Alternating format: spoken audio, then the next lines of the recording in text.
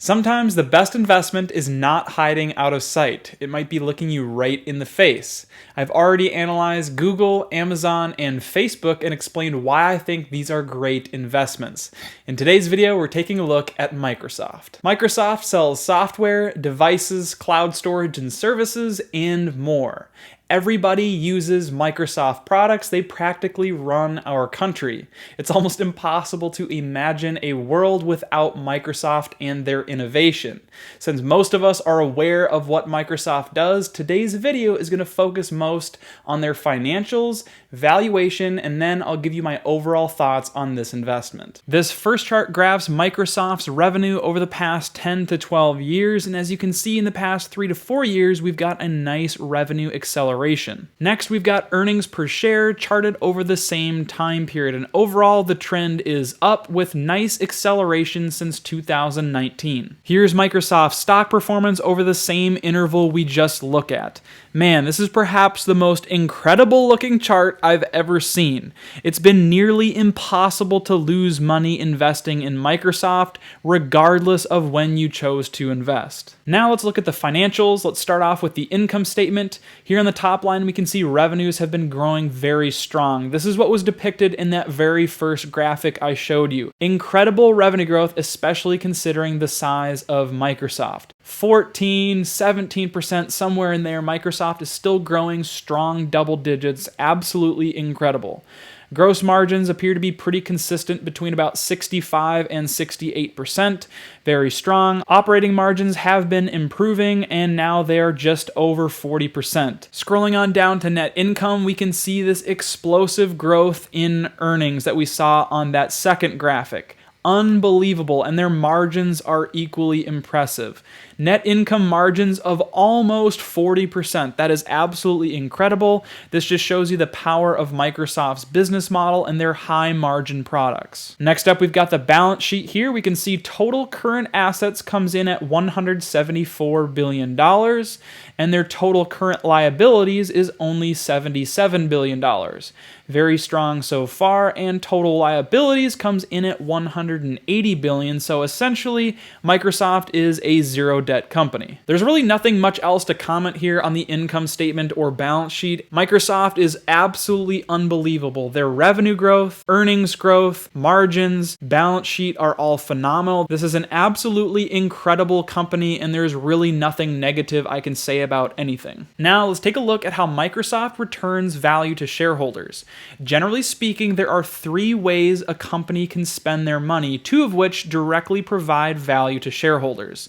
The first is to spend their money on research and development in order to grow the company. The other 2 ways that a company can spend money directly give value to shareholders. They are share buybacks and dividends. Here I've got the share count of Microsoft, and as we can see, Microsoft has been consistently buying back its shares. By doing this, all of your shares that you own as a Microsoft shareholder become more value, and ultimately this increases the price of a stock. This chart here shows Microsoft's dividend history.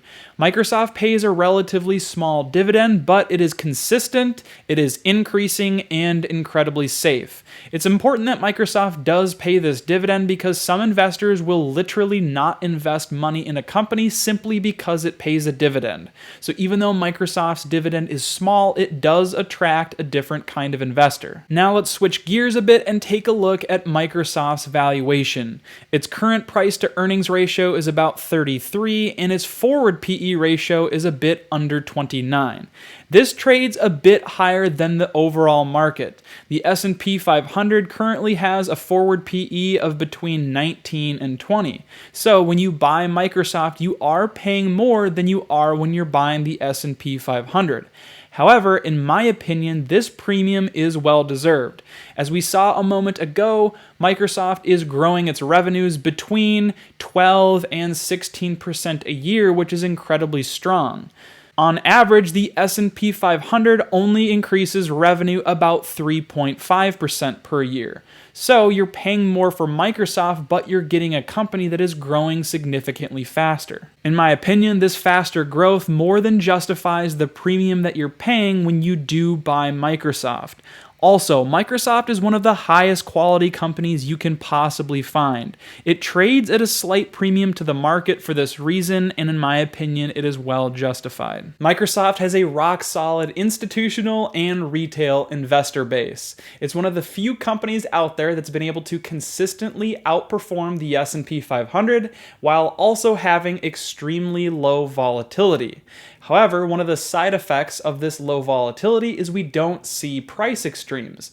Therefore, it's rare that we'd ever find Microsoft trading at a deep discount. One of the things that we've seen recently with a lot of businesses is a shift in favor of recurring revenue.